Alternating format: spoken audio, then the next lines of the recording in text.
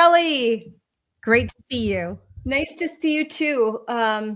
I thought that I was going to be able to like go freshen up, go to the bath, but I was kind of so intensely watching the lecture that I sat glued. And I'm really glad that you could come on and talk some more. There's, oh my gosh, there's so many things. The number one thing that comes to mind is you mentioning that they now make these penis models that secrete things. Right, that's true. Where is that? I actually had a teacher provide me with a magazine brochure that schools typically order additional resources, curricula, tools. If you're a PE teacher, you might order, resources for PE class from this website, or from this particular company. But yeah, they have a whole gamut of different models that are used for this in class. I don't know how much they get orders for it, but it's certainly something to be aware of. Actually, I have something that I could put up that falls right in line with that, because there was a big story that was out, and I'll show. Oh, you know what? Here's a model. Here's one. What? Let me send this to you. I tweeted it out February 26th of 2023. Yes. I'm going to send this to you right now. And I can put it up. Right now, this is the Condom Educator Kit. And you know this group. So Advocates for Youth, in their curriculum, they have a link to this. So, and I'll bring up that image. But they have a link to this website so that teachers can, the educators, like right here. So one wooden penis model right there. And they provide a link, and that's where the link goes. So that the original image was from a classroom in Columbine High School in Colorado. And it was a freshman, basically comprehensive sexuality education class. And you can even see in the backdrop, all of the talking points were hanging up from this like kit. So, right. Yeah. So, ETR, Education Training Research, they got their start. They're located in Santa Cruz County of California. They create the CSE curricula called Health Smart. And they actually got their start from the Santa Cruz Planned Parenthood. So yeah, that's ETR also gets, in the past, they definitely federal grant monies to do what they do. And I've talked with parents, moms in Texas, who have told me that the marketing for CSE in a state like Texas is going to be completely different than how they market CSE in California, and that there's definitely a little bit of a difference if you're researching and paying attention to the messaging that goes out, that it can often be different based on the audience that they're. Are you saying it'll be more, they'll try to appeal to understanding that maybe this area is a little more conservative. And so maybe they're going to say that we also do abstinence education. Yeah. And it's really interesting, the states that will refer to, for example, comprehensive health education versus comprehensive sexuality education, or even family life curricula. So family life sounds so nice. Yeah. And then something, and that has aspects of CSC in it, family life. Yeah. And then even the organization SHAPE, which is particularly for health education, SHAPE held a conference not that long ago. I want to say it was at the earlier part of this year, it may have been, but SHAPE also works to advance comprehensive sexuality education. So that's important for parents, PE teachers, everybody to be aware of. There's plenty of good teachers out there that are not for this. I can't imagine having to be tasked as a teacher with having to teach young people this. So I'm going to, because I'm going to share, what I often do is I'll just kind of go through my X account, because there's so much on there, and it's easier to pull that up. But Yeah. and I know you know this image, but so you Right. can see here, this is an image direct. I mean, look at that. This is from CSE. I know about this because actually maybe now almost 3 years ago, it was discovered that this curriculum was in Wisconsin, and in Wauwatosa, Wisconsin. This image is a direct image from the Advocates for Youth 3 R's curriculum that was going to be used for 2nd through 4th graders. And in the curriculum, in the teacher portion, the notes to the teacher said that the students should get in groups of 6, and they should not be sex specific. So they should be girls and boys together. They should have Post-it notes. And then this image would be up, kind of on the chalkboard, or if it's a whiteboard. And then the kids would either use Post-it notes, or if it's a whiteboard, they would, use a dry erase marker, and they'd have to label all 6 parts of the external female anatomy. And I'm not going to say all the names here, but you can see that, and that X was put there by myself. So that is not, the kids would get the full image. And I just find that just shocking. I remember back when we were going to the Department of Education and challenging the health framework updates in 2019. And there was a book for 3rd graders. And the book was an illustrated cartoon of a man and a woman. Basically, it was the cartoon of just the genitalia already having sex. And then it showed, the little sperm swimming. But I'll never forget talking with some young people who were there at the California Department of Education as activists in support of the health framework. And they dropped a couple expletives when they saw what was being, one of the moms had a big poster up showing the image while the mom in front, or the parent in front, was talking about that particular book. But you could see it live streamed. And even the activists who were there said, "What the expletive is that?" Yep. And said it a couple times. And I said, well, that's what you're here to support. That's part of the health framework. That's for 3rd grade. Yep. They were upset by it. And, it just goes to show that there's a lot of young people who are captured believing that they're doing something for inclusive rights, is what they're told. And oftentimes, I talked about this a little bit in the presentation, is you'll look at people who are really, really trying to promote their ideology, their comprehensive sexuality education through storytelling, and they want to share the stories and experiences of people.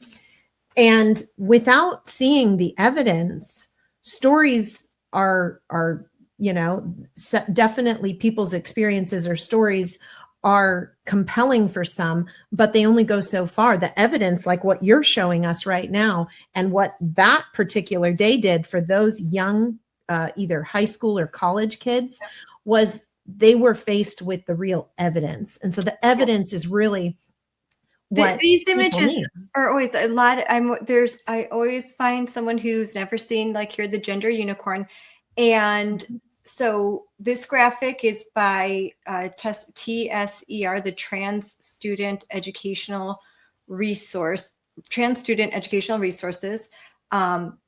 They teach children that their feelings and behaviors are a more important indicator of their identity rather than their body. But so here's names, So these are all of the different organizations that are the Trojan horse organizations that come into schools and all the radical ideologies are injected. Welcoming schools. And what maybe like really briefly, what is welcoming schools? Is it, because it sounds good, right? Welcoming schools, belonging. Right. Isn't that nice? What is it? Ultimately, a lot of these programs, like this one, is designed to instruct young people in gender ideology.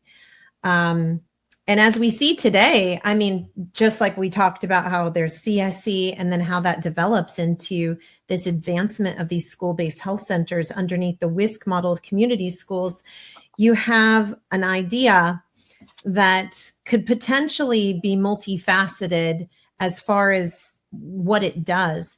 But if a young person starts to question their very identity or starts to think, well, maybe I am this or maybe I am this, well, there's a whole industry waiting to make money off of that young person's health. Ultimately, there's a whole agenda looking to make them lifelong patients that harms them. So these ideas, they're all, again, the marketing is incredible. It's interesting with Advocates for Youth. I see them there on that screen, but it is interesting that they changed their name because they were the Center for Population Options. And that is a piece of this that, again, this is a multifaceted agenda that does have some history with trying to reduce the population. For sure. So that's something put a pin in I wanted to get back to, but Welcoming Schools is part of the Human Rights Campaign. And I have here, like, this is a gender inclusive classroom guide, a year-long curriculum to create safe, supportive, and affirming classrooms. So this was gender inclusive classrooms 23 to 24. They go month by month.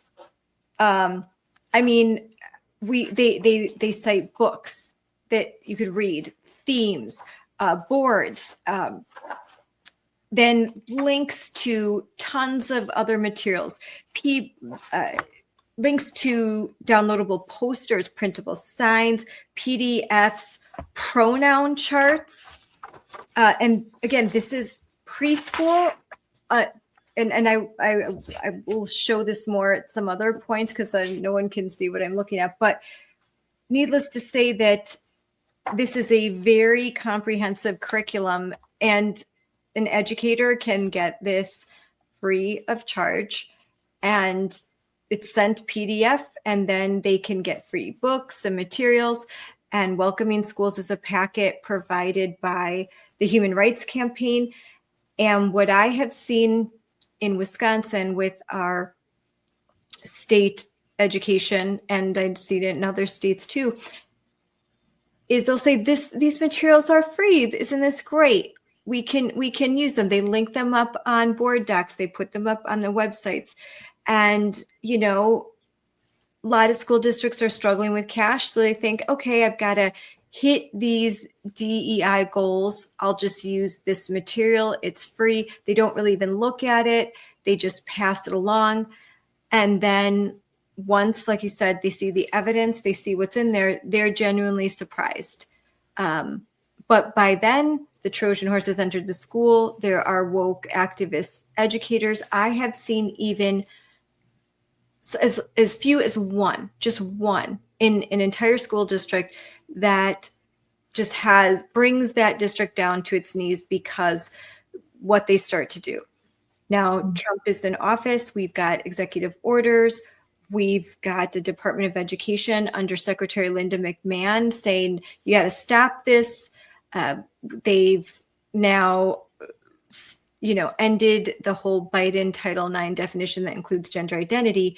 Yet the woke persist. All of these things that you see here, safe schools, GSA clubs, rainbow clubs, Advocates for Youth, listen, they are all still operating. And I know because I attend their trainings, I get their emails, I get their texts several times a day. They are operating in schools right now red states, blue states, they persist. So what can we do, Kelly? I think we have to continue to inform and equip people, show people the evidence. I think it's impactful to have, if you feel comfortable opening your home, if you've obtained some helpful information, share that information with others in your house. Start to educate and inform people, because a lot of people, they don't have time to research all of the history and follow all the emails. And like you said, you're getting texts, emails. They may not even know all of the organizations or where this originates. And people have so much bandwidth to really, I'm going to grab something here, process. I know I'm grabbing my stuff to like all my different, like this is a new book, Stay Angry Little Girl, Pride Puppy. I think I don't have the mirroring on, but keep when you see new books, make it aware. I think keep it simple too. When we have been fighting this, if you get too deep into the weeds, then people tune out. So we kept the Amaze videos, exactly what you said when you were talking to Melissa. The Amaze videos are so disturbing. And and there's a weird feeling to it, because even sometimes there's some of the videos where the content, like how many times is too much to masturbate. Now that right off the bat, ding, ding, ding, this is crazy.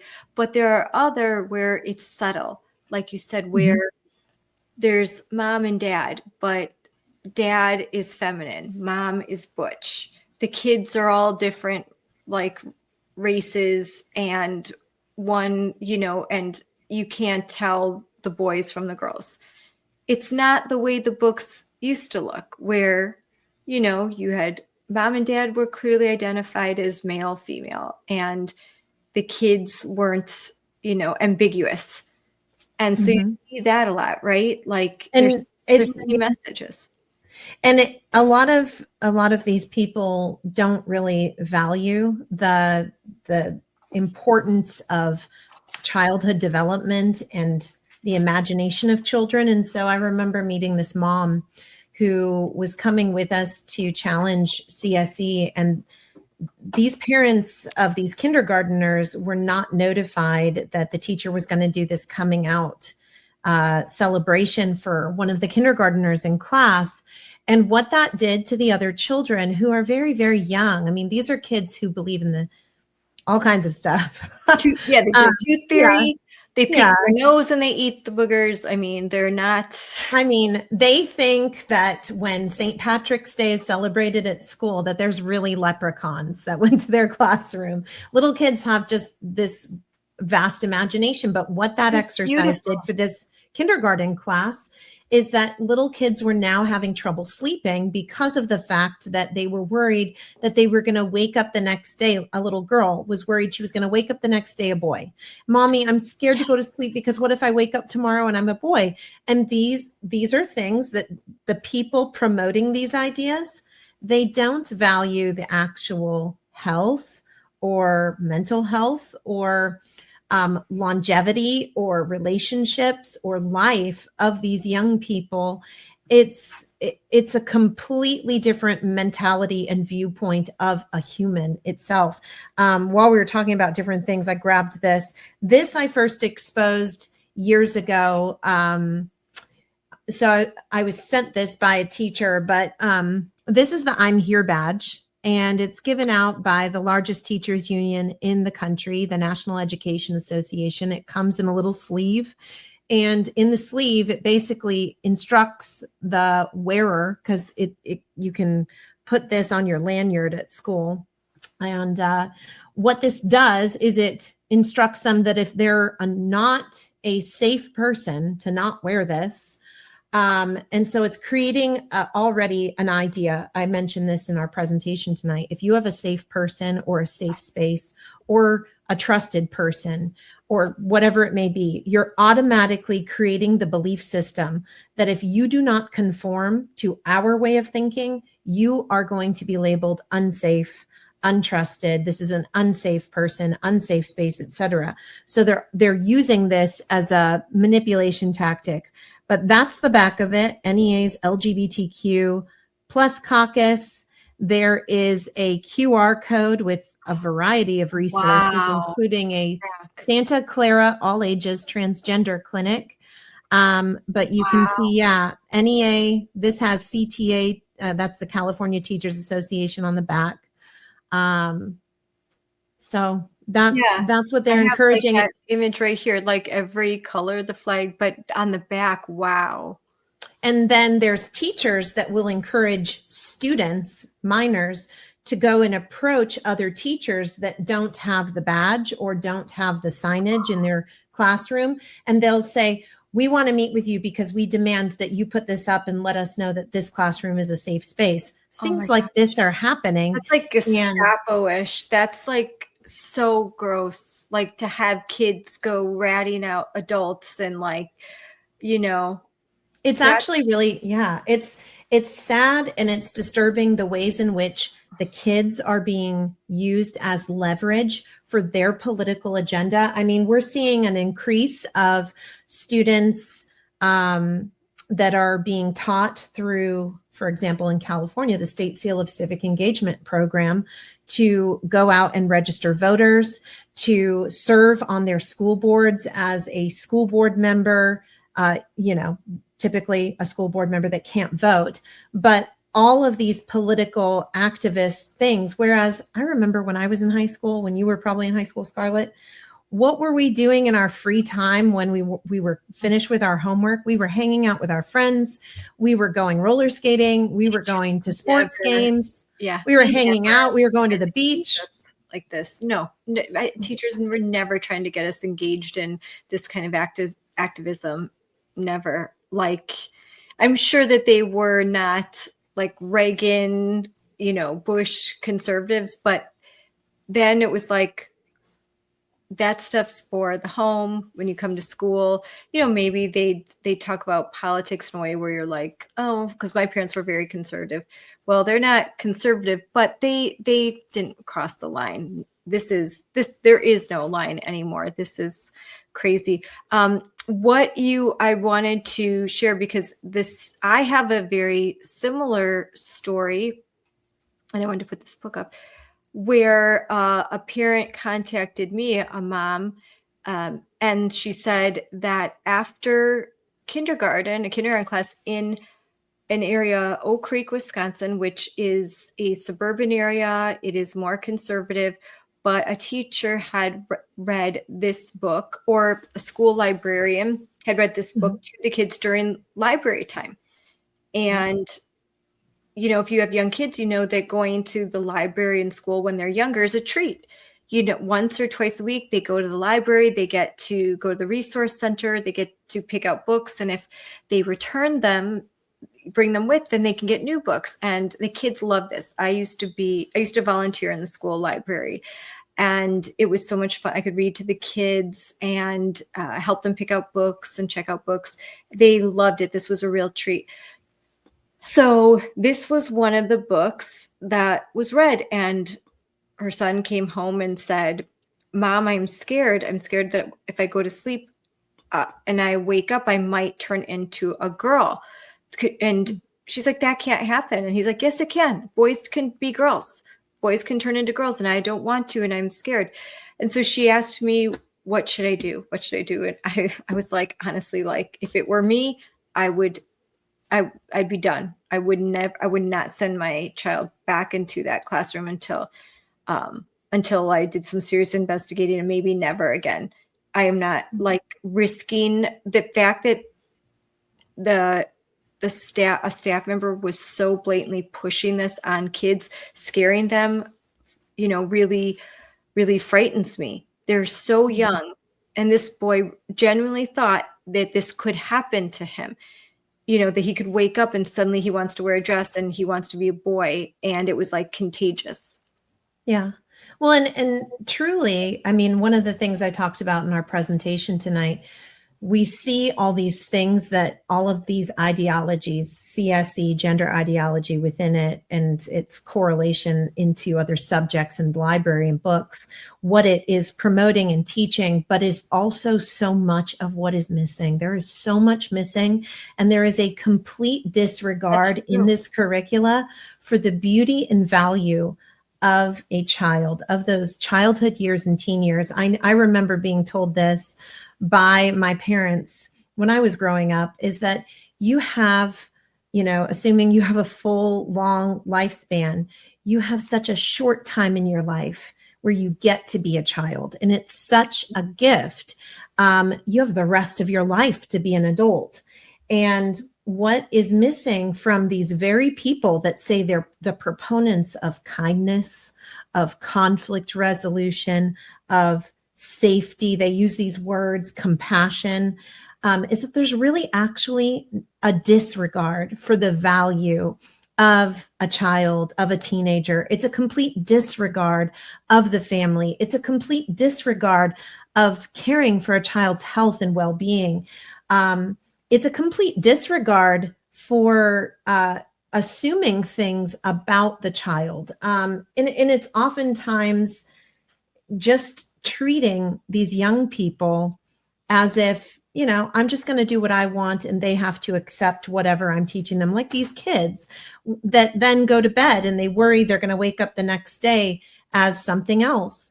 And what they're doing to kids, they don't care. They don't actually value these kids. They just care about their agenda more than anything else. And that's heartbreaking, because true compassion, true empathy, true love seeks to place others above yourself, not in a way that's disregarding or diminishing of oneself, but in a way to esteem somebody else above yourself. What a beautiful thing that is. And that is what parents do.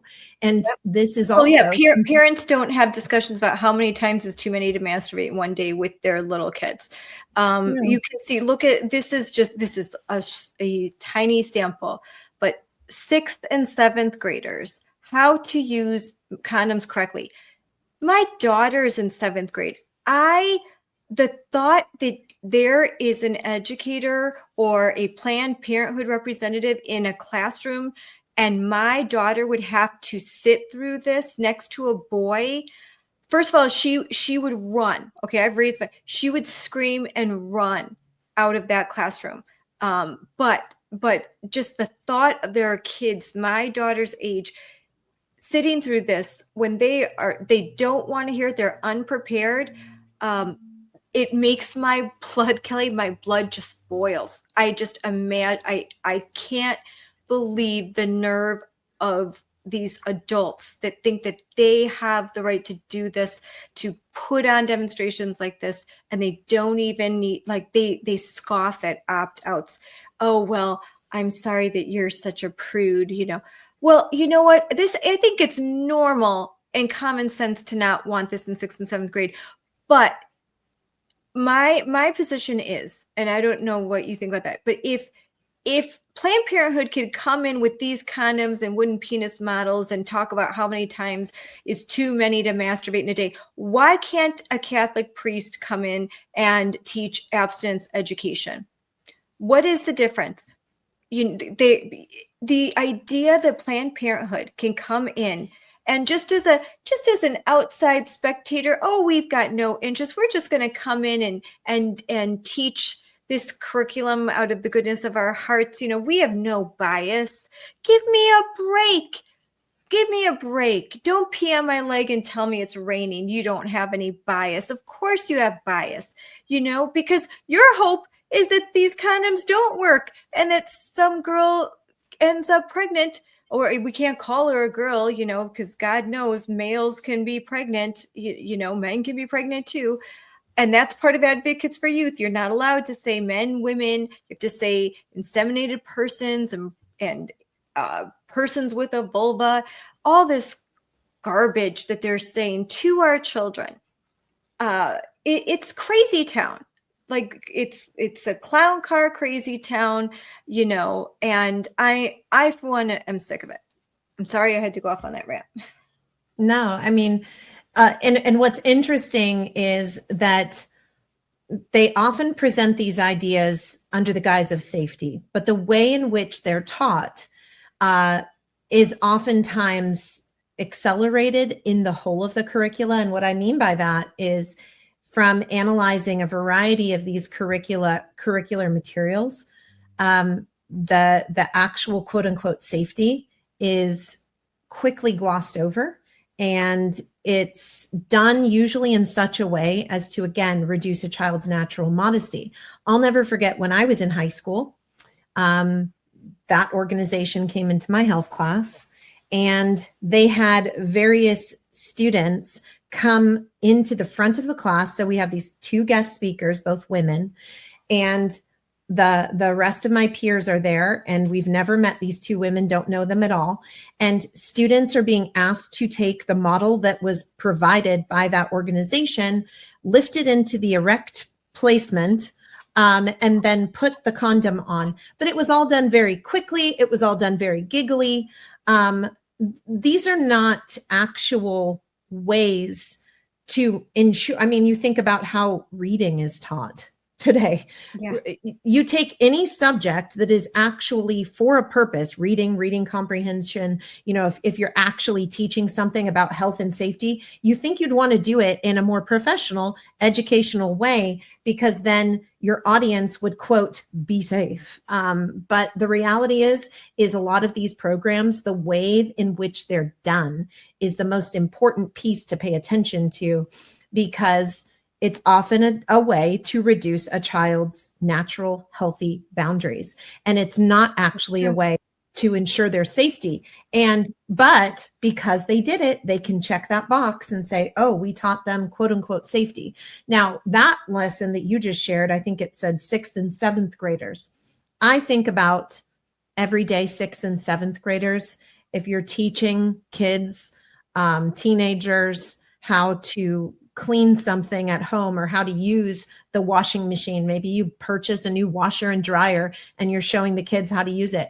It might take a couple times of them learning the different settings on the new washer and dryer to understand even how to do that, let alone, and they'll come back to you, Mom, Dad, like, how do I use the washer and dryer? Like, what button do I press? I don't know how. What do I have to do for this load? And, does it need to be, how do I choose cold water or delicate cycle? Yeah. But we're talking about their health. And this particular topic is just quickly done on their digital sex ed curriculum that they're working to advance. That curricula is this very short video that speeds up. It's actually rather quickly discussed and shown. And there's this quick review, and there is no way a teenager is going to be like, oh yeah, now I've got it. I've been able to completely understand how this works, and I can do this if I'm in this situation. No, they are checking a box, in my opinion, and they are just doing it in a way that, again, if they can be in so many schools, they're going to get money for that. That money goes from the government down into the school district and out to their organization. And if they really cared, quote, as they do, about inclusive health, safety of young people, and it's we have to, we're the ones keeping them safe.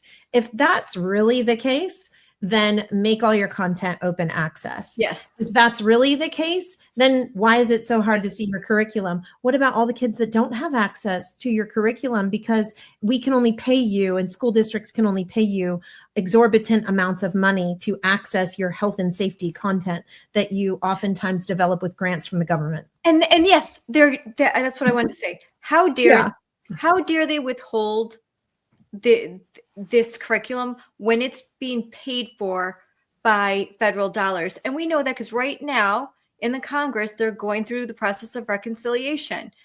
And right now there are many Republicans, and we are encouraging this. So please call to action, contact your congressman and demand that they defund Planned Parenthood, because Planned Parenthood is the largest provider of sex education in U.S. public schools.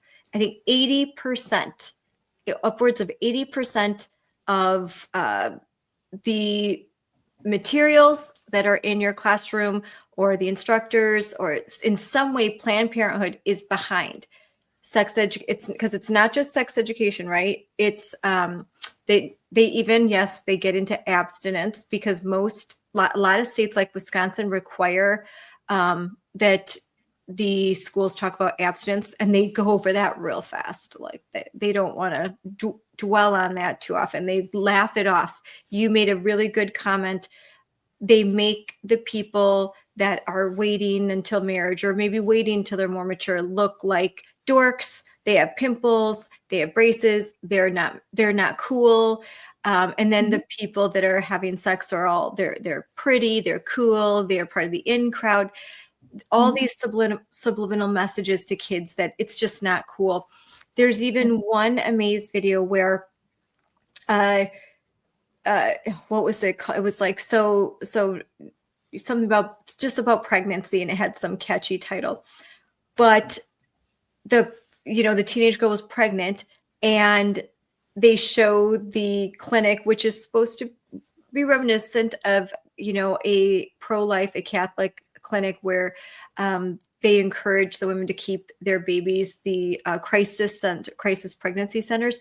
And they put a big X through it, and they made the person standing outside look evil and sinister. And it was like scary. Don't go there. Oh, don't go there. And then they had the bright, shiny, like Planned Parenthood. Oh, it was so pretty. Oh, that's where the nice people are. The messaging there could not be more clear. Yeah.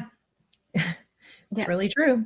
Yeah. It's there's marketing in all of this. I'll never forget. I know we're talking about CSE, but this is another topic that will probably definitely, I would say, relate to CSE is education technology. When we were at Moms for Liberty, Philadelphia, the hotel where we were at was hosting a lot of attendees from this ISTE education conference. ISTE is the International Society for Technology and Education. Many of the attendees there at that conference were companies that were showcasing their ed tech. Well, in the midst of being in the lobby, there was these long tables, and I was seated there, and this whole company just happened to be there, and they were having a meeting that was very loud, and they're literally seated right next to me. But in their meeting, they were talking about, in review from being at ISTE, that for their ed tech program, they wanted to add into their technology the UN Sustainable Development Goals, and that they wanted to work on marketing more to the school district, school board members, and staff, and then prepare the messaging to get their buy-in and then the parents and public's buy-in. And this is how, I mean, I've said this is kind of funny, but if you're late at night and you're flipping channels, lots of times you might come across some as seen on TV infomercial, and a lot of people will go, oh brother, there's the fake clapping audience, there's the little thing that they're trying to sell you, change the channel. But in actuality, that overt marketing is happening with everything with regards to CSE, to these Amaze videos. It's going on.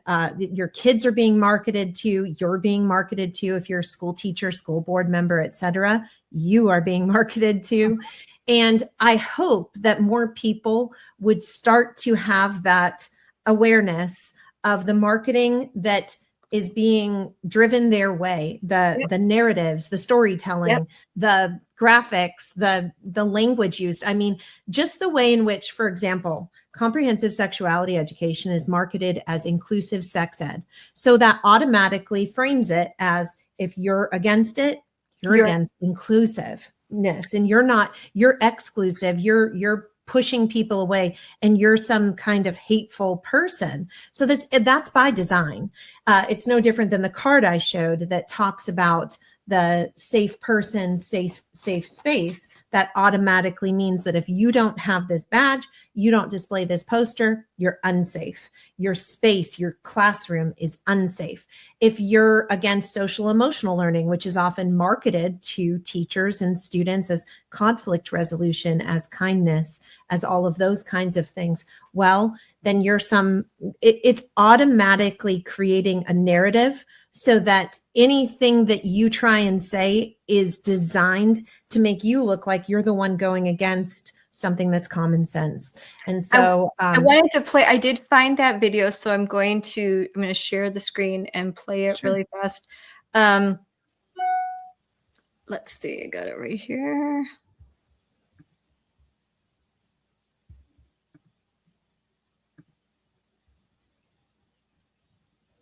Here we go.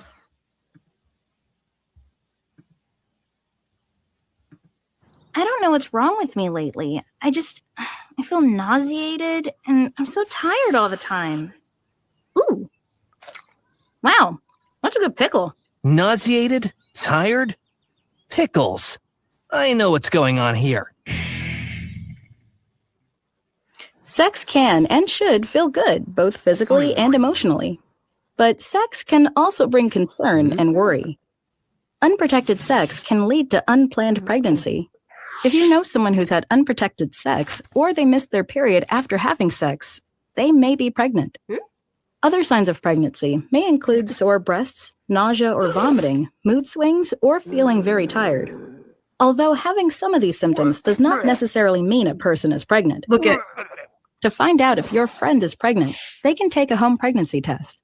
Hold on, real quick, I want to interject. Did you see that the person vomiting looked like a male? Yeah. I mean, so again, the clues, it's vomiting like they're pregnant, clearly like a These tests are available in grocery stores, drugstores, and local family planning clinics like Planned Parenthood. Yeah. To take a pregnancy test correctly, make sure to read and follow the directions that come inside the package. Most simply require that the person pees on the stick. If the test is negative, your friend should watch for their period. They may want to take another test in a few days just to make sure. If the home pregnancy test is positive, or if your friend's normal period does not return within 4 weeks, it's important that they talk with a trusted adult and visit a healthcare provider or trusted adult, not parent, trusted adult. family planning clinic you trust. Be aware that there are some clinics that trick women into coming. See, look at this. This is a good one. The really real clinic.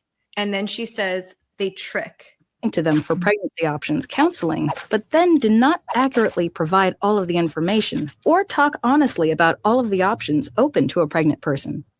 There are 3 options open to a person. Yep. So I'll stop there. You see, that was one where the really real clinic, and then the goofy guy, and they're saying, yeah, they pretend to be a clinic, but they're not going to give you the accurate information, Planned Parenthood. Now that's where you need to go, but don't go to that fake, clinic where they're going to probably tell you to keep your baby. And this, this is for middle school. So you think you're pregnant is a middle school lesson. Why the heck? I mean, now, Kelly, you know that they're going to say, well, yeah, it happens. There are cases where there are abused kids, or some communities, they'll say, where there will be young kids getting pregnant. But why? That is not the norm. But so why do we have to treat every kid like they're from an abusive background with parents that don't care, they're promiscuous, sexually active, and they're getting pregnant in 6th and 7th grade? Why does every kid need to be treated that way when it is a small minority of kids where that might happen? And if it does, that child is in an unsafe situation and teachers are mandatory reporters. This isn't the cause for let's develop a new curriculum. This is let's call the police, let's call CPS, and let's try and get this child into a better environment. It's total marketing. I mean, what they're doing is they're trying to shape a perspective and a worldview. And sadly, I mean, there's some of these people working in that industry and they think they're being empathetic and helpful and compassionate. And they just don't realize some people know exactly what they're doing. Others don't have an idea of what they're being a part of, and the damage that it does to young people. I mean, I so appreciate that Monica did share that she at CSE 101 that she used to teach CSE, that she was trained in this, and then she got out of that and now she speaks out against it. Yes. And the training that she had, I mean, a lot of these people do think that they're somehow being accepting of others and loving or compassionate, but it's oftentimes not enough information that they have, I would say. And oftentimes they think they have comprehensive information and they don't. And then in addition to that, I think many of them believe a lie that what they're doing is empathetic or compassionate, when in actuality, it's the exact opposite. And you can see here, so this is right from Planned Parenthood of the Pacific Southwest, but they advocate for effective sex education.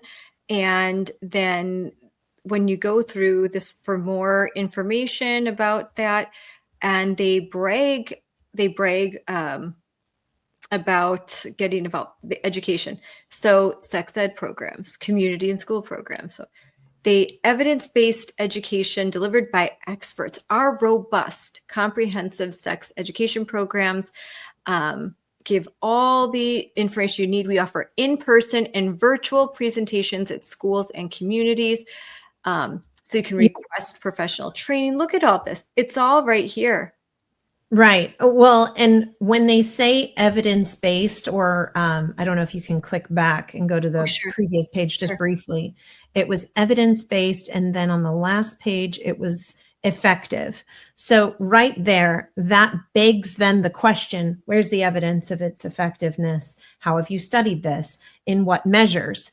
What other entities have you used to then prove that it is indeed effective or quote evidence-based? Because oftentimes this is an area that does get to me a little bit, because when I was in college, I remember learning all about conducting actual studies. Mm-hmm. And what is being called evidence-based, what is being used and called a study today, is oftentimes not a study.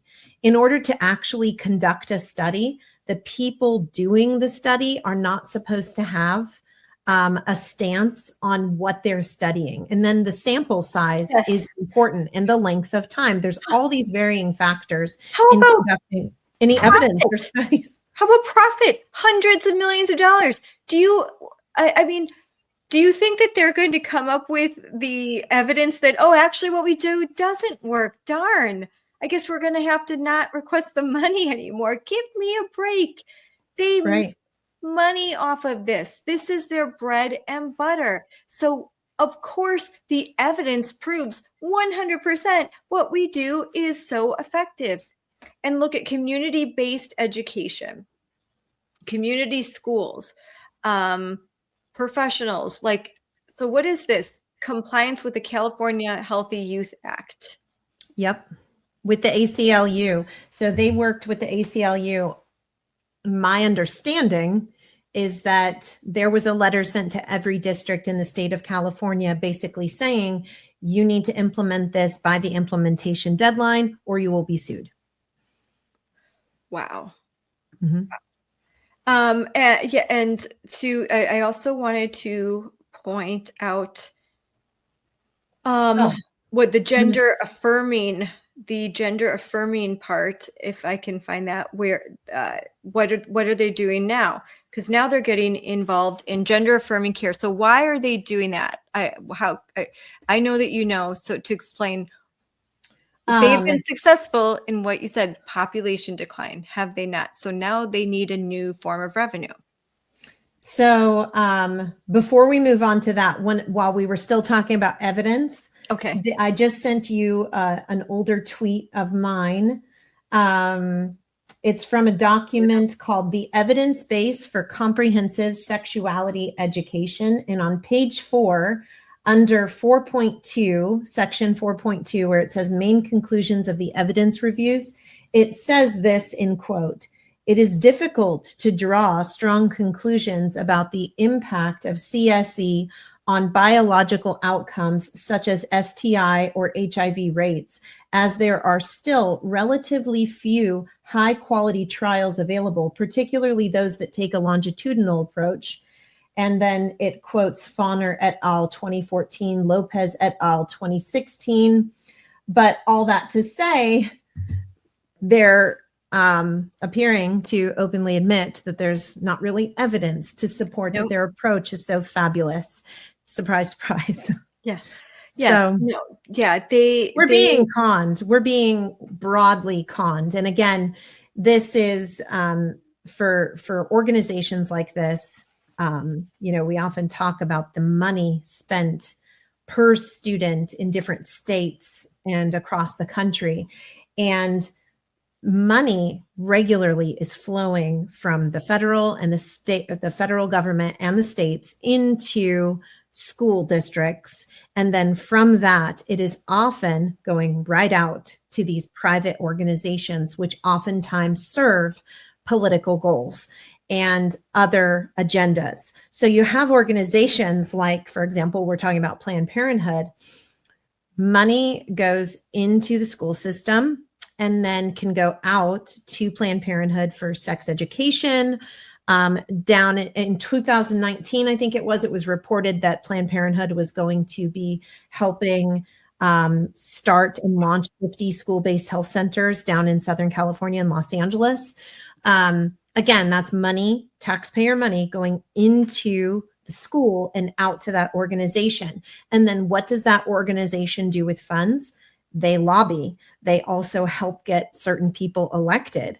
I'll never forget how quickly someone I know was running for school board, and within 24 hours of setting up their account, their first email came in from Planned Parenthood. So that's how fast and how involved they are politically and getting their people to elected positions, ranging from school board, city council, all the way to the top. And again, money for schools ought to actually benefit and enrich students. Students we talk about aren't reading. The literacy rates are declining. We were just talking about the books that they promote in schools. And I used to volunteer in the school library too. I watched as the librarian was getting rid of wonderful literature and bringing in literature like that. I remember when, and I was hesitant to homeschool big time because I used to be against it, and I'm not anymore. I've had a complete change. Or just, I think a lot of people are not against it. They just think I can't do that. That's like, right. There's no way I could. There's so many ideas out there, and I had all the bad ones in my mind, and I was the last person being willing to agree to homeschool because my kids were asking me to, and I was thinking, no, that won't be happening. But I will say, for my part, having been raised in public school and previously having our children in public school and watching some of the struggles with reading when the school became more of the predominant I don't know.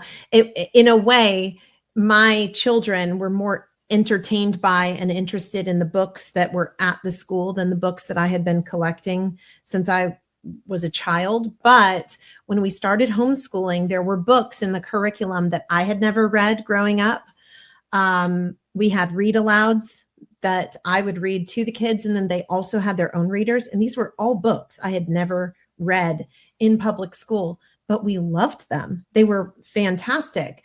I remember just when our youngest was really young, I had never read The Witch of Blackbird Pond. That was an excellent book.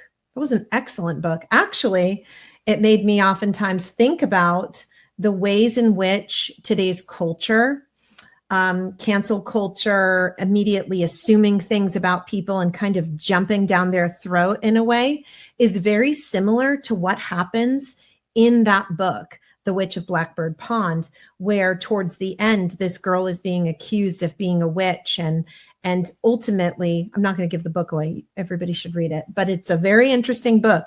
And if you think about what was happening in that book, and then start to think about what we've been through the last 5 years with BLM, with Antifa, with people being chased out of restaurants by activist protesting groups, with people being, targeted and canceled and shouted at school board meetings. It is really similar. So all this to say, they're again, we're looking at all these books that they're bringing in, needing to be doing that. But it's also what they're getting rid of. They're getting rid of so many good things. Yes, they're getting rid of. I talked about that with Jamie and Rosalind today. That libraries are waste management, large containers, and they're dumping out books because they're too old and they're outdated, they're racist, or they're, and then they're bringing in all these. Frankly, they're just, they don't write like they used to. I used to read so avidly and nonfiction and fiction. Mm-hmm. And you could actually go to the bookstore, go to the library, and you could get a good romance book or a good mystery detective book and, try an unknown author. But now, the story, there isn't the same level of storytelling. And now that they've decided to just stomp all over the hero's journey and wipe out the single greatest formula that human beings love in a story, the hero's journey. Now they have to crap all over it and make everything angsty, complicated, and end badly, and the heroes don't win, and it's awful. It's awful. They ruined Star Wars in a lot of ways. They're ruining the MC. I'm a big fan. Marvel. I loved Marvel, and then now the new Marvel is it's so weird. They're trying so hard instead of just going with what people want and what's good for us, for our kids. Mm-hmm. The kind of stories, the fairy tales, these stories, like Jordan Peterson has said, they have value and meaning. They're deeper and more profound than we can possibly imagine. We can't erase these stories and try and remake humans in the image of I don't know what, a soulless, genderless, human beings that are more like machines. It's sad, and it goes against our nature. So they're not going to win in the end. I know that, but how much pain has to happen until that point? How many kids have to wander aimlessly? How many kids aren't in relationships? I mean, part of the reason why Planned Parenthood has to start, peddling puberty blockers and cross-sex hormones are because kids aren't having sex. They're not in relationships. Boys are isolated. Girls are too busy shaving their heads and dressing up like they're in The Handmaid's Tale when they're so oppressed. There isn't anything more oppressed than a white woke woman who attends Harvard or Yale. Who could be more oppressed than that? It's ridiculous. We should be laughing. We should be laughing instead of appeasing. Right.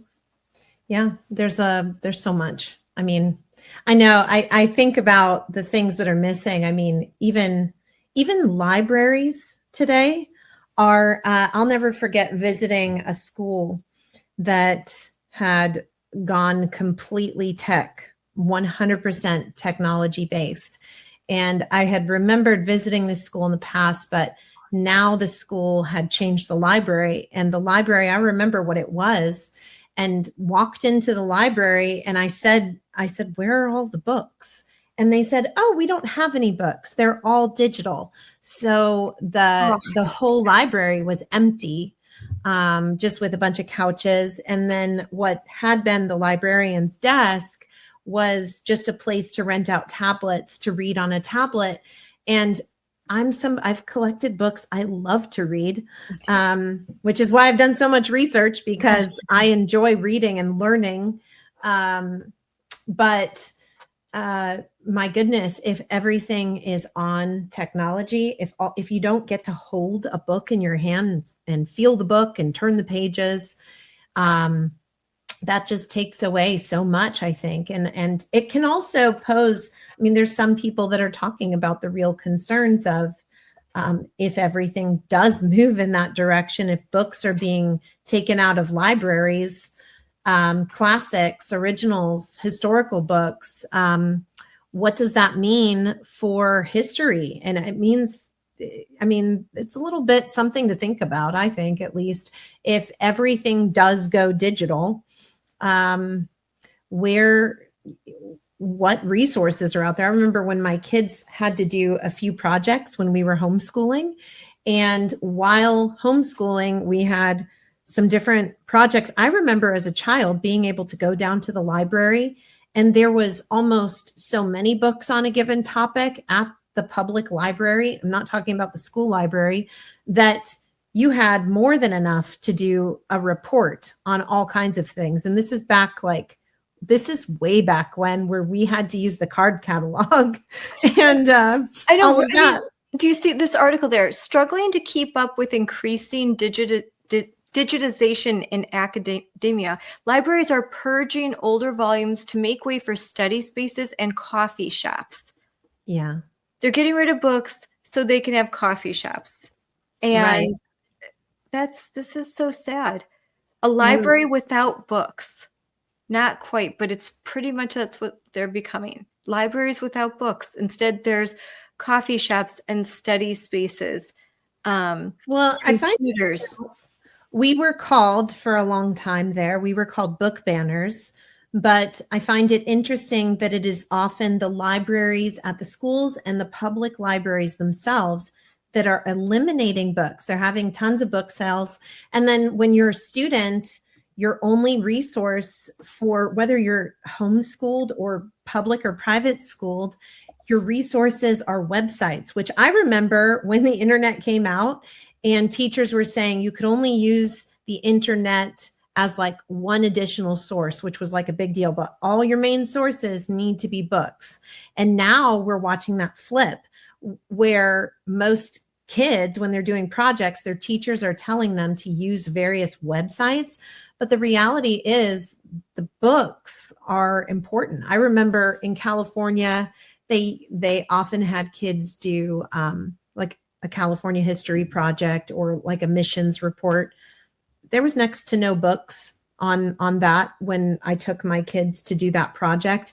But when I was in school, tons of books on the topic. So who is really getting rid of the books? It's certainly not us, but it's always this particular group of activists that like to point the finger at one side, while three are pointing back at them.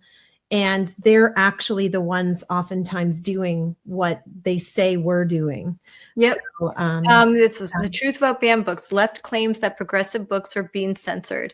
And the research basically shows that that is not the case, that all that parents are asking for is that predominantly in elementary and middle schools, that age inappropriate, highly sexual books that are laden with gender ideology and characters actively like transitioning. And then these books are more like they're comics. Most of the books like Fun Home, Gender Queer, a lot of them, there's no literary value to these books. It's just, you can't even say, well, it was so well written, I just didn't like the images. It's poorly written and depressing, and the parents are always terrible if they're not abusers, and the kids are getting involved in sexual situations and crude language.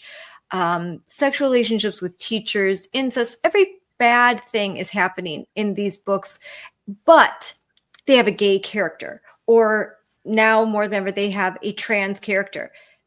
And because of that, now the books are the holy grail. These books are the most beautiful, wonderful things ever because there's a transgender character, and that's why Gays Against Groomers stands with us.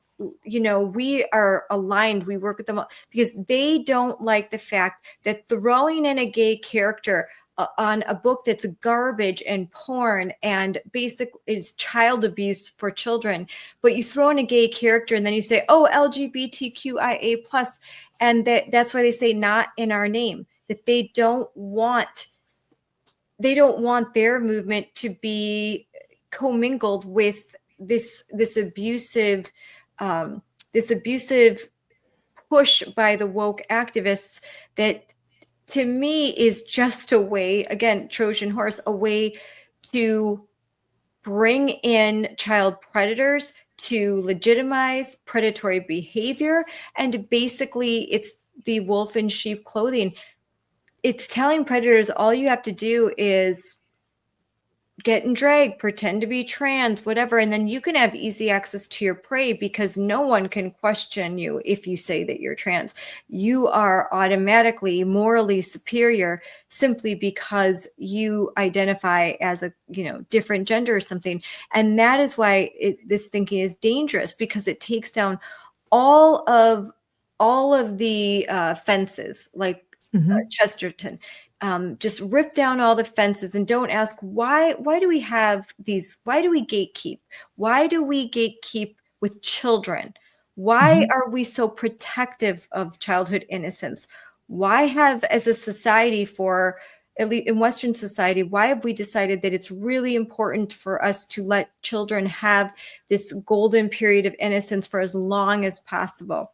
And and instead it's like, no, knock down all the fences, treat, like you said, treat kids like adults, adults like kids, teach kids that they can consent, and let's just see what happens. And I think you made a really good point with just now, because you were talking about predator and prey and this idea of easy access.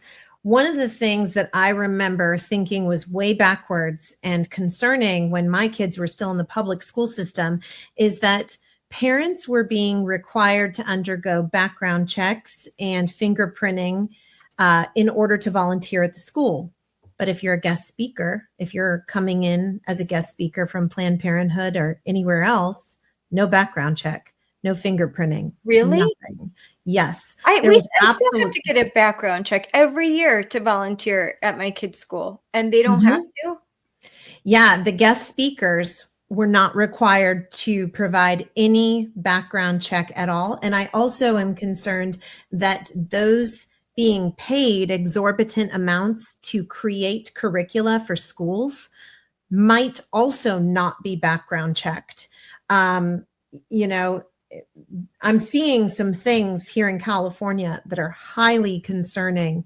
But I would say included in that is who is either being paid to come into the school without any knowledge. I mean, if you're a school teacher, they're supposed to go through, as school staff and teachers, background checks and whatnot. But I mean, it seems like, I don't know every single state, but I would call on everybody listening, every mom out there. This needs to change, I think. I think personally, the fact that parents are being asked to do this, but you can have access just because you're from some nonprofit and a teacher happened to know you. I'll never forget this. This was shared with me back in Chattanooga, Tennessee. This was somewhere during the time of the COVID shutdown because there was a Zoom class, and this teacher invited a man to speak to her elementary school class. This man had, he was an activist, and he had a whole social media page that was very explicit and graphic. And this person, I would venture to guess, was not background checked or anything. Yeah. who has access to your kids just because your teacher or your school district invited them, and what is really. So again, I know in the presentation, I was able to talk about curricula, and one of the attendees asked that question at the end about being vigilant and aware of what do we do? How do we find out if they're giving us everything or not? And there's not really a great hopeful answer as far as ensuring beyond the shadow of a doubt that every person in the school district is being honest with you. But beyond curricula and books, who are the individuals, and what do we know about these people coming into the classroom or on Zoom or whatever? What do we know about these organizations coming in, and what do we know? Yeah, it's serious. I think honestly, it's a huge safety issue. A lot of these organizations, what are they connected to, and how do they promote their own organization through the school system, and then have their own youth organizing programs? I mean, the ways in which schools are being used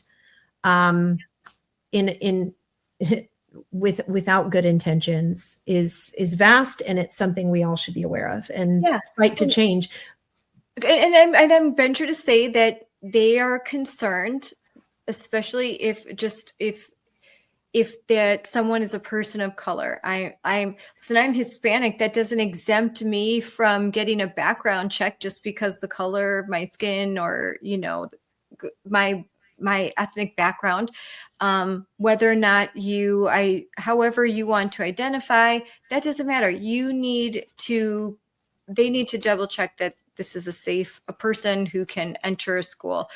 And we're seeing a lot of abuse and a lot of like this big rash of teachers that are like having relationships with kids and abusing kids. And I think it's because they're just demanding less accountability for some reason. Like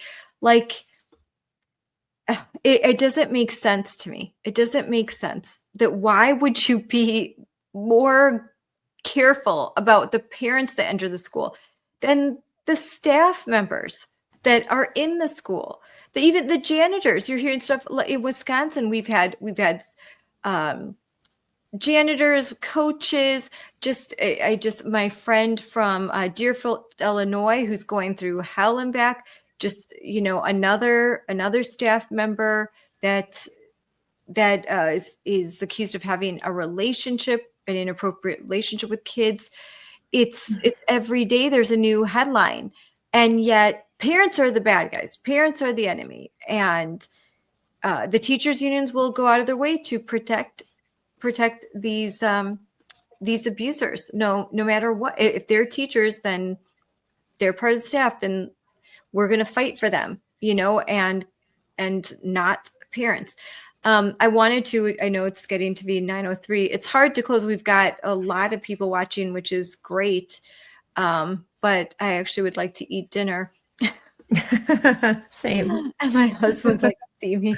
But I did want to, there's a few things I wanted to share. Let's see.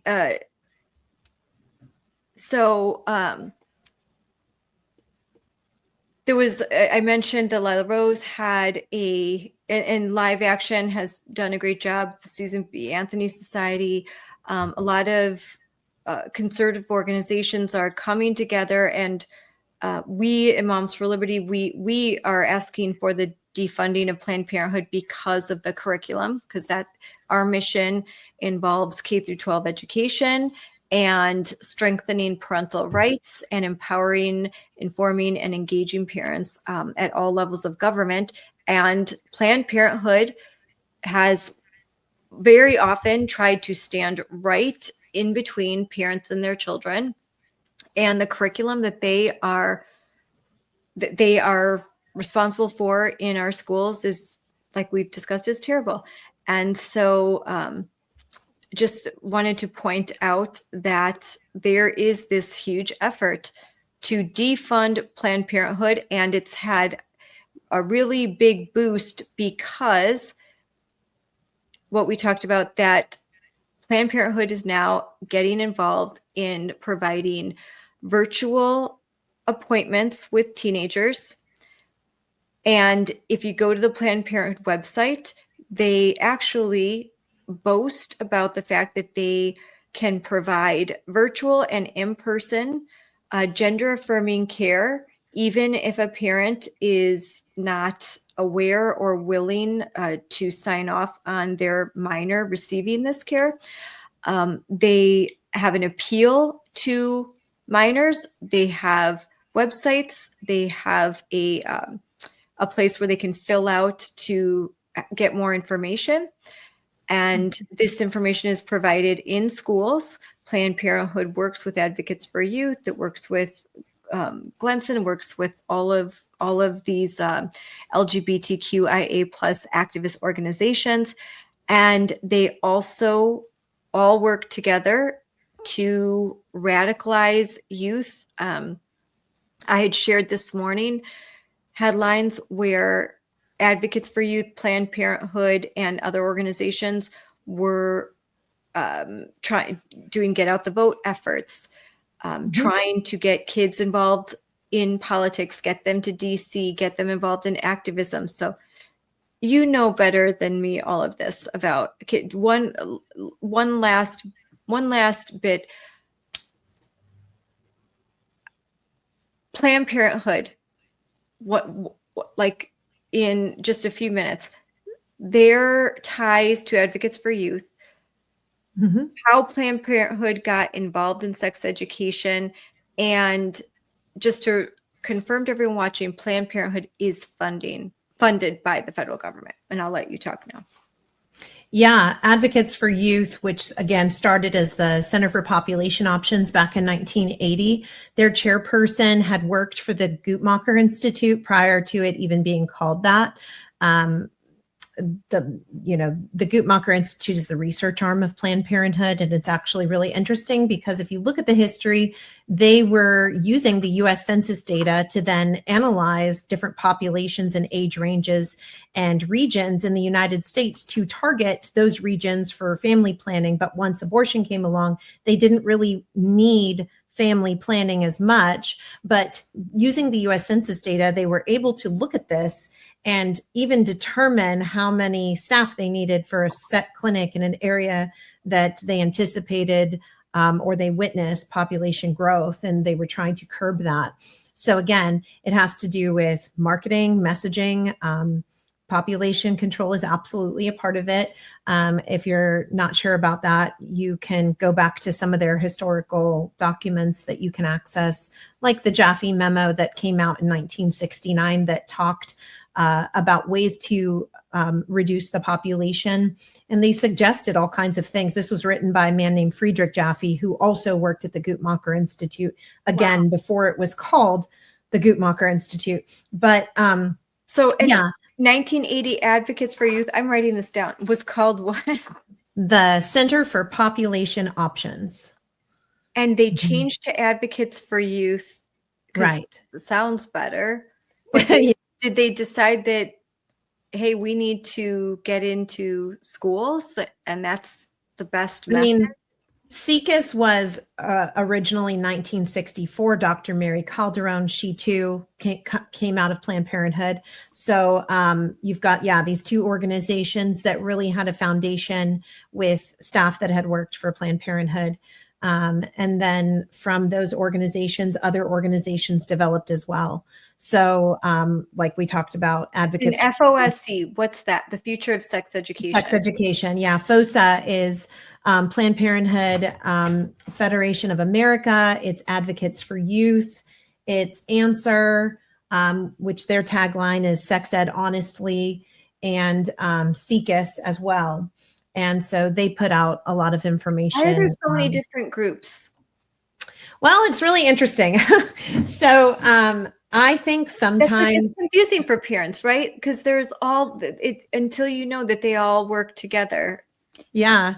Well, and it certainly gives an appearance of them being so big and so many groups and all these things. And when, let's say, for example, let's say in a given state like California, there's going to be a bill introduced.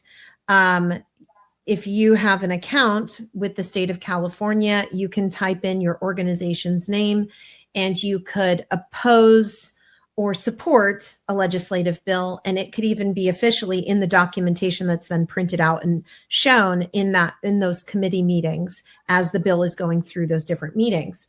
If you have a lot of different organizations, you could name every single one of those organizations. And now, wow, that looks so substantial. You look at how many organizations are supporting this bill. But to me, what was really interesting, I know in the past, there was this organization right after the Loudoun County parent movement started growing and getting big and gaining a lot of news media attention.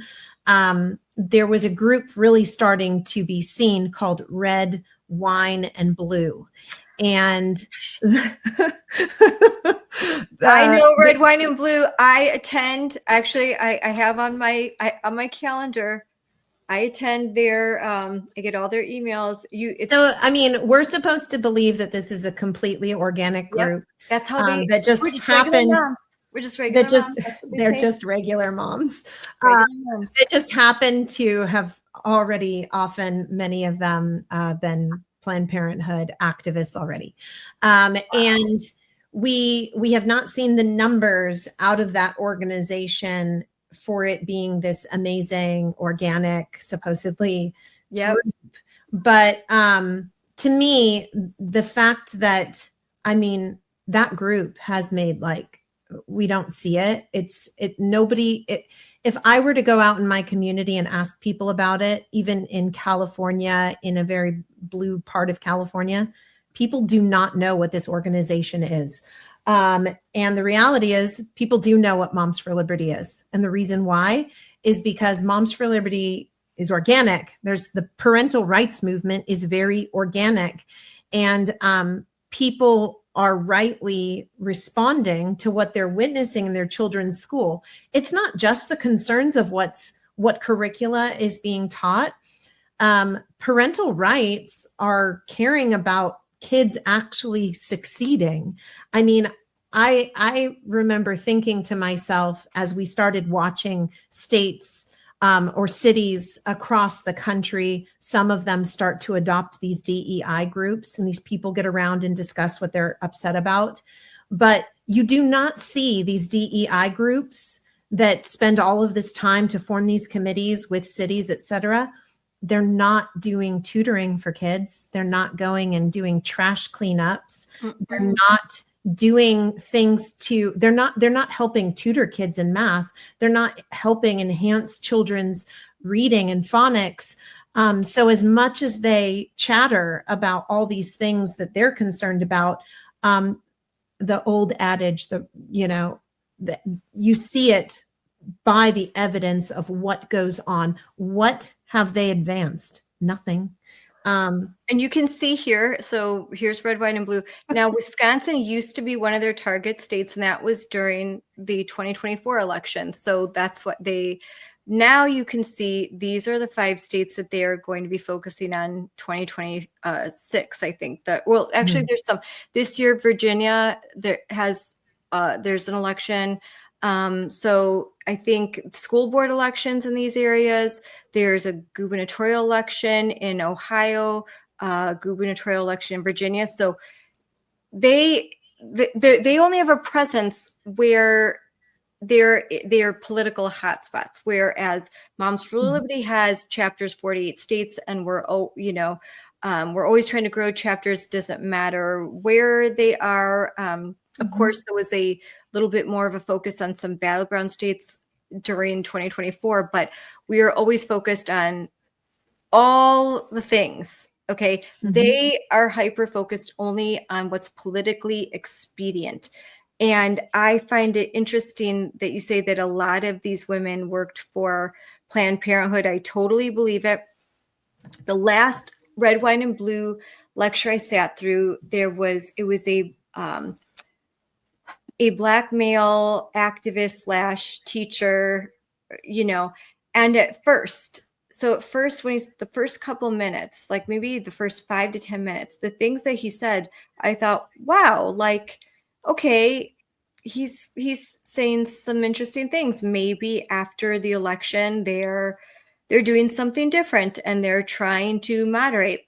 Well, didn't take long, and he just went straight off to the race. It pretty much like, if you anyone who voted for MAGA is the N-word, they're all fascists.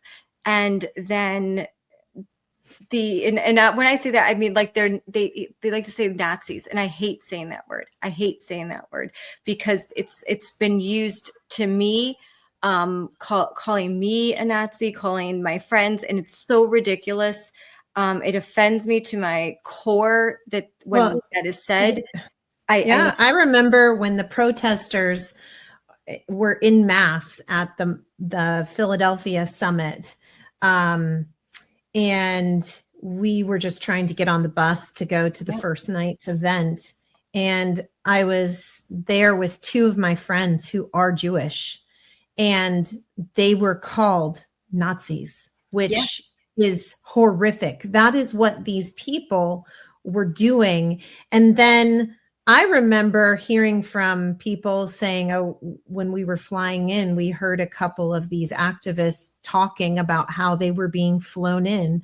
And that's the thing. A lot of these things people see, they see all these protests happening, and they see groups that just pop up that are supposed to be organic. A lot of this is not. It's not organic.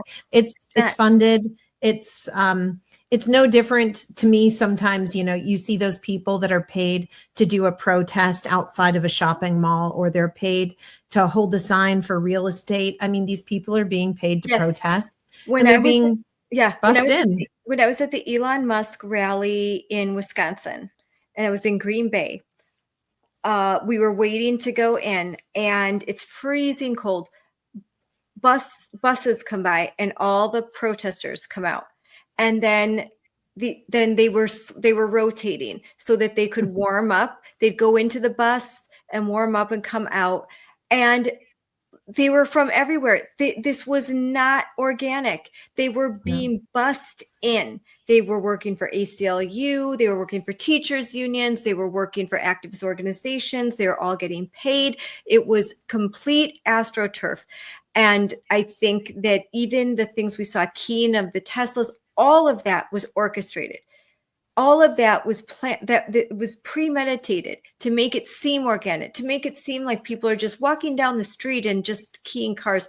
I promise you, like that was all planned by activists to make Americans think that everyone hates Elon Musk. And then they're very good at the propaganda.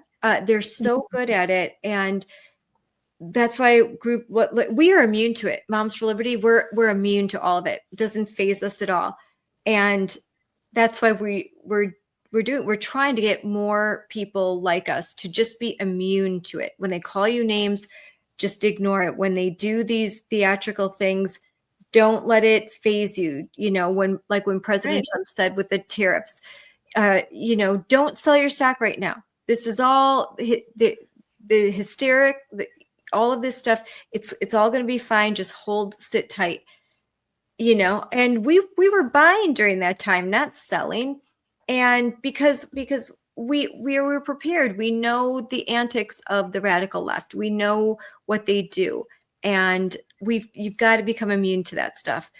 But the red, wine, and blue, to tie it up, the guy at the end basically implied that our kids need to basically go into re-education camps, and the parents he had like no hope for the parents, that maybe, but he said the lesson from 2024 was, we haven't been radical enough.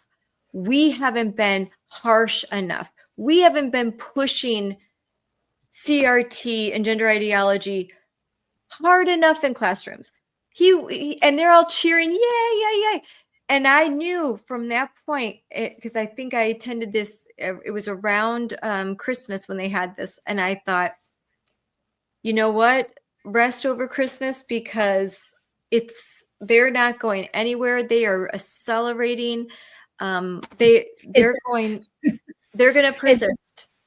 It's interesting how I've talked with some of these people who they really do believe they're not radical enough, or that they should have reacted with anger and yelling and profanities at somebody who believes something differently than them. And when you actually get them one-on-one and you say, do you realize what you just did to that person? They're like, what do you mean? I'll never forget this conversation where I explained to the person, I said, very similar. I want you to imagine that you have two restaurants in your community that you can go eat at. One, the service is friendly, it's fast, it's professional, the servers are knowledgeable, and the food tastes delicious. And you can count on that restaurant to be just a great place to go. Or there's another restaurant in town that's going to act like you're an inconvenience to them. They're going to forget your order. They're going to be rude to you. What restaurant are you going to eat at? You're going to eat at the restaurant that actually listens to you, that's nice to you, that's things like that. And that is exactly what happened for my kids when they watched some of the ways in which their school staff acted, and the way that my kids and some of their friends have watched some of these intense activists shout at people, use profanity, flip them off, all these things. They're flipping off complete strangers. What that does for that teen or that child is that says, I want nothing to do with that. In the same way you would look at that restaurant and say, I'm not eating there anymore. The service is bad. The food doesn't taste good. I'm going somewhere else. Mm-hmm. And so these political, scream at you, all of that, they're actually, for many people watching and witnessing it, they're solidifying the fact that every time that young person, when they're old enough to vote, goes into a voting booth, they will remember who and what that person stood for, and they will never vote that way in their life. This is kind of funny. I just looked up their events. I left MAGA. Here's what you need to know. I promise you, whoever is a former MAGA supporter, it's all lies. It's not true. Somebody who left MAGA now, they're going to tell you about how to interrupt their Trumpism. The emotional grip of Trumpism. Oh my gosh. And like this is troublemakers. That's what they call themselves based on the book and the activist toolkit, Beautiful Trouble. And that's a whole nother discussion. James has talked about that, but it's very interesting. I actually read their stuff, and some of the tactics are useful. Like, not they have some really radical tactics, but there are some things that they do that are useful, like getting ahead of the messaging and all that stuff. But this group, look at everything they do. Is there anything there about children? All their events are political. There's nothing there. These are supposed to be moms. They're trying. This is the counter group to Moms for Liberty. First of all, red wine. Okay. Yeah, it's a disregard. It's a disregard for people, and it's this pride and esteem in their own ideas. There's a lack of. I remember back when I was first researching, I didn't want to jump to any conclusions. I wanted to read all kinds of things first before I formulated a conclusion. And then I'll never forget having ideas about different topics. And sometimes people approached me and said, I want you to consider this, or have you read this? And I wouldn't shout at them. I'd welcome it and say, let's have a conversation. Yeah. I might change my mind on something, and I really appreciate that you're willing to have this discussion with me. And I will say, years ago, I think it was years ago now, or maybe it's just been over a year, but I remember being on the Culture War with Tim Pool. and it was a debate. And Who are you debating? when afterwards, Who- I was who- even who are you before and debating? I after forgot. Who are you debating on that? trying to remember their name at the moment. We didn't keep Was in it a guy? touch, It but was a guy, right? yeah, but I respected the fact that even though there was a lot we disagreed on when we didn't get into everything that I would have liked to get into on that, we were limited, of course, and it's, live and whatnot. But I will say I appreciate Desmond Farini. Mhm. I appreciated that Desmond was willing to have the discussion, because I'll never forget reaching out to a teacher that had a difference of opinion and asking if I could take all of those teachers that were pretty angry with me about my stance and what I said when I addressed CSE and whatnot. I asked if I could take them out. They could choose their favorite coffee shop or breakfast spot, and I was going to pay for all of their favorite breakfast items and drinks, etc., if it meant an opportunity for me to just listen to them, and then in turn, me to share with them as well. And I even said to the teacher, I said, you promote social emotional learning. You say it's conflict resolution. Shouldn't we be modeling these kinds of discussions for kids and know that when we have a difference of agreement, we can come and have a discussion respectfully and walk away, potentially friends, but we don't have to share the same opinions on everything. I mean, but they weren't willing to go. And that to this day makes me sad, because I would have much rather had an opportunity to have an understanding of where they're coming from, and vice versa, and just meet over coffee. I mean, I really like coffee. So, I mean, and I know they do too. And I thought, let's just have a coffee. Let's have, you pick the spot, you pick my treat. But yeah, they wouldn't. And to me, that's really sad. Yeah, So it's great. It's great I am always open to conversations too. Right now, just on a side note, which is cool. I don't know because we're so late, but we are right now the #1 live show on X. We have the most. It could be because it's getting kind of late, but I'll take is it. late. I'll take it. I mean, it's later for you than me. I'll take it. It's good news. Like we've got right. We've had 8,000 people watching, so that's great. For impromptu, two moms talking. When we're done talking, we're gonna go put our kids to bed. What time is it for you? Do you still have to eat dinner with your kids, or what are they doing? California time. I do have to do dinner and get that all squared away shortly here. But this has been nice. I mean, I think that this is like we're gonna go make dinner for now. My kids better have eaten dinner. They may not have, because my husband's been in charge. So they may have. I think he made pizza. I think he made some pizzas, and I have leftovers from yesterday. So nice. I will say I found on Pinterest this recipe, and I made it last night for dinner, and our whole family what was loved it? Okay, so it's a salad. When we were talking, you were making a salad. Yes, I was. So it's super easy. If you're listening and you've been hearing us yak about all kinds of stuff, but you want a good recipe. Wasn't it something we were called in Philadelphia? Something about the American Girls? No, well, yes, we were called that, but there was also something about cooking. But anyways, get back in the kitchen. They always say that to me. Why are you talking get back in the kitchen? It's like, oh God. I got some rinsed organic romaine lettuce, chopped it up, put it, made salad bowls on the top, did some organic corn, diced tomatoes, some sliced avocado, some drained black beans, and then some cilantro sprinkled on top. And then super easy to make the dressing.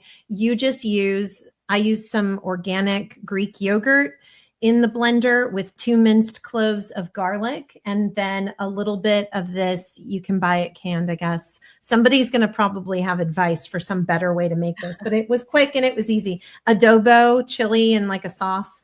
And then I did some lime juice splashed in, blended it up, and then, oh my. And then we did like, I put sauteed chicken on top, chopped up. Oh, that's and it was a very good salad. I'm just saying. I made ravioli, and then I made red sauce and cream sauce because different kids want different things. And then we just made a regular salad with chicken and sauteed some vegetables, and it was nice because then we had 2 different kinds of pasta. The kids always like that, and my husband will say, I love the cream sauce, but he's training for a marathon, so he's like, I can't eat that. I'll eat the red sauce. So it was fun, a little bit of everything. And so there's still some of those leftovers. I have graduations to do tomorrow, so I'm happy to do this tonight. Yeah. And I'm happy to have the #1 show on X right now. And for anybody tuning in, if you want to follow me on Twitter, my @ is let me take that in for you too. I'm gonna KELLYSKE, and I'm gonna type this in so they know. You can talk. I was a little bit not as active on Twitter recently because it was very sad. We lost our dog. She had been on heart meds for a long time, and her body stopped responding to the heart meds. So that was hard. I think pets are such a special part of our lives, and I love animals. It's funny because I just, some people will say that if you're conservative, you don't care about pets or certain things. God. I'm like, no, I really, they try and paint us as book banners, but I love books. I've collected them since I was little. And not only that, like when I was a little girl and I watched Beauty and the Beast, I am that classic, like the moment the Beast gives her the library, I was like, oh, he gave her a library. I have so many books. I collect books. My grandmother was an avid reader, raised me to read. I love reading. And when it comes to, I have one daughter in public high school, and I have a good relationship with her teachers. And there's some books that because she's taking honors English, and some challenging books with some like Kite Runner. And I didn't say, no, she can't read it. No, she read it. And I made sure, the school made me aware that she was reading it when the difficult parts, and her and I went for walks and we discussed it. Of my kids, 3 of my 5 have read that book. There's a couple other books that are hard about, war, different topics that are difficult, and what happens in war. 2 of them cannot read those books. They just don't. 2 of my daughters, they're too sensitive. They can't read it. But other 3 did read it. They were able to read it. It's all we're asking is that we know our kids and we know what they can tolerate. Now, there might be some families that say, absolutely not. I don't want my child to read The Kite Runner. Perfectly fine. That is their right. And they should be able to opt their kid out of that. And there should be an alternative book. And this process should be done discreetly so that this kid isn't teased and made to feel uncomfortable, Right. And there's a way to do that. We do that at our school. Now, it was a contentious battle to get there, but there was a misunderstanding. The school staff thought that those of us parents that didn't like some of the content of books that were required in high school, where there were scenes of rape and abuse, and it wasn't my child, it wasn't even my class, but I helped support a family who really felt passionate that they didn't want their daughter to read that book.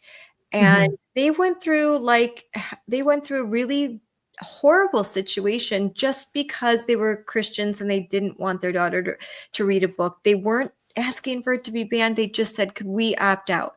And that situation ended up, the courage of that family ended up changing the policy at our school. And now we have a much better path and a way to deal with this stuff. And like you said, it's dispelling. These teachers weren't trying to groom the kids, and nor were we as parents trying to ban the books. Okay. Both of those things weren't true. It was just that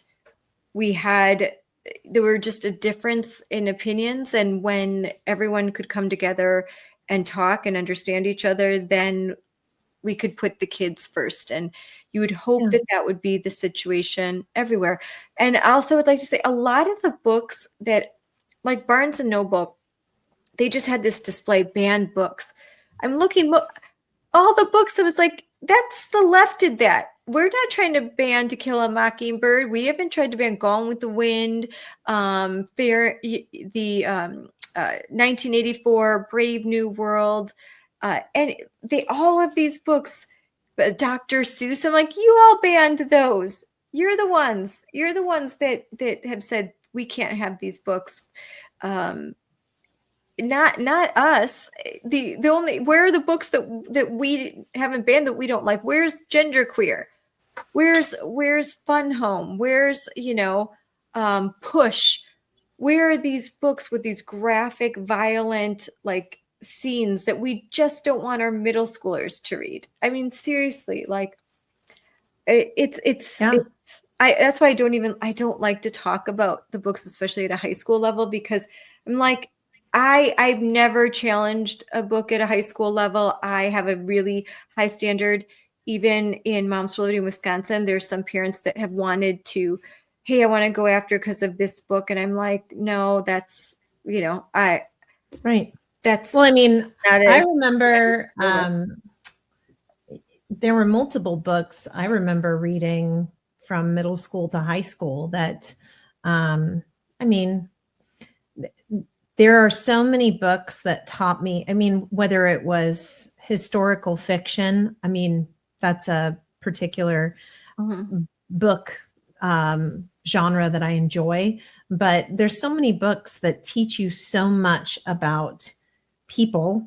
And I would say more than social emotional learning, because I'm not an advocate for SEL, is that having relationships with people and learning conflict resolution by pursuing peace with people, and even people who share different perspectives and opinions of you or than you, and reading literature can help create empathy and understanding and appreciation. That one of the things that's often overlooked when you get like an activist reacting to you at a school board meeting, or protesters outside of a building, or whatever it may be, they're not looking at you as a human being, and they're not seeking to even understand where you're coming from, because so many people have different experiences in their lives, and they may be lumping you into some past experience that they had, or they may be deciding something about you that's not true, but they're not even trying to have that conversation to work those things out and see where you're coming from. Even the media does this, which is why I think they've got the nickname oftentimes the fake news media, because you'll see that they employ these tactics. Like, for example, they'll seek to have an interview with somebody, and this is a tactic I was told happens now, where they will email you seeking to have an interview, but they only give you so many hours before the time they email you and the time they interview you, so that they can say in the story, we reached out for comment, but this person never responded. Or, other things that happen where a journalist is just looking to spin a story, not really actually get the story, not really get an understanding of both sides, which that's disappointing to me, because it takes away someone, their individuality. And then it just it removes an opportunity to really have a productive discussion, a productive conversation. And I find it sad that oftentimes the proponents of things like SEL or these other programs we discuss, you don't see good results in their lives. You don't see good evidence of it. I mean, it's like I was mentioning earlier with DEI. If these people were really for all these things, I mean, let's go out, let's see them cleaning up the streets. Let's see them taking time in their spare time to volunteer and to help kids develop their reading skills, so on and so forth. But anyways, but well, and I know you need to go because I actually got I saw you like you've got to. And so it's a great way to end. Let's read more books that are good, like The Hobbit. Okay, because I'm just reading The Hobbit. Don't get me started. I'm a huge Lord of the Rings and Hobbit fan. Oh, I am a huge Lord of the Rings fan. And actually, I have to say real quick, I know the Disney Plus series, the newest one is actually like really good. And I can't right now. I'm so tired. I can't even think of the name. But it's an offshoot of Star Wars, and it's actually good because it's not like, you know, woke I am woman hear me roar Star Wars where, you know, pretend like Princess Leia wasn't totally awesome and say like we've never had a strong female superpower role model like right. So anyway, but The Hobbit's Secret Garden, Heidi, Rebecca of Sunnybrook Farm, Anne of Green Gables, like these, I grew up like on these books. And Sweet Valley High. I did read that. I did like that. Victoria Babysitters Club. Yes, Babysitters Club, Victoria Holt, but that, you know, like I love to read. I have so many books like that I need to read right now that are all from our friends that write them. I buy them right away. And then I'm like, okay, I have to read these books. But all right. Well, Kelly, this has been great having the #1 live show on X.